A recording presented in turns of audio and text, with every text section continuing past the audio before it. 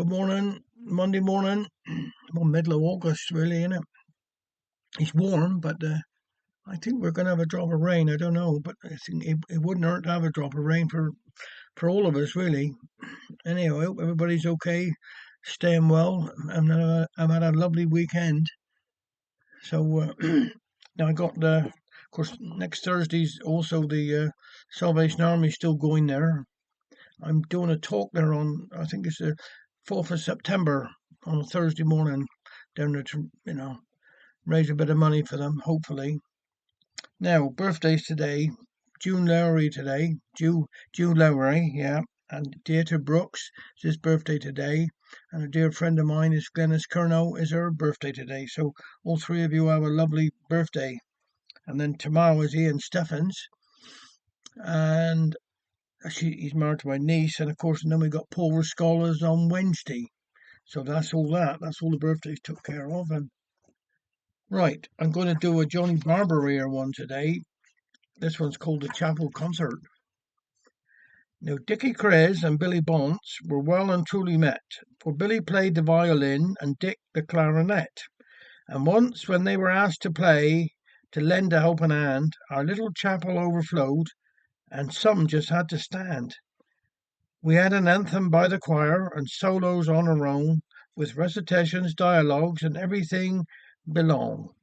Then, harps of gold and mansions fair, the chairman rose and cried, as clarinet and violin were brought forth side by side.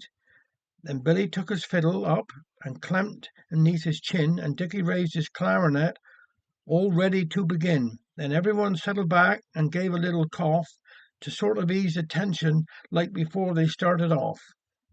Now, most musicians that I know can only play from score, and take away the music, they just wouldn't play no more. But Dick and Billy, made no mistake, were quite a gifted pair, and once they gnawed a tune by heart, would play an off by ear. So Dickie raised his clarinet and started off to blow, and Billy took his fiddlestick and pulled it to and fro.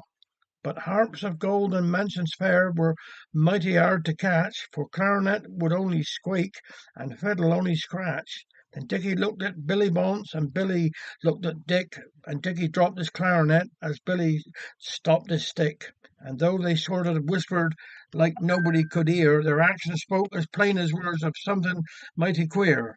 Then the lasting shame of some among them motley crowed. Instead of keeping quiet, they just laughed right out loud. Poor Dick and Billy took the pip. They did, you sure enough. Each packed his gear up on the spot and walked off in a huff. I don't know why my alarm keeps going off. I've been out hours. Now, what I say is right and truth will have us out, as Dick's nephew soon confirmed without a shade of doubt. A little pest he was for sure, but mischief through and through, and nobody could ever tell what next that boy would do. Just fancy now his state of mind to plan such wicked things as queering poor old Billy's pitch by greasing all his strings, and then what harm had Uncle done that I would like to know, 'cause to cause the imp the mischief fill his clarinet with straw.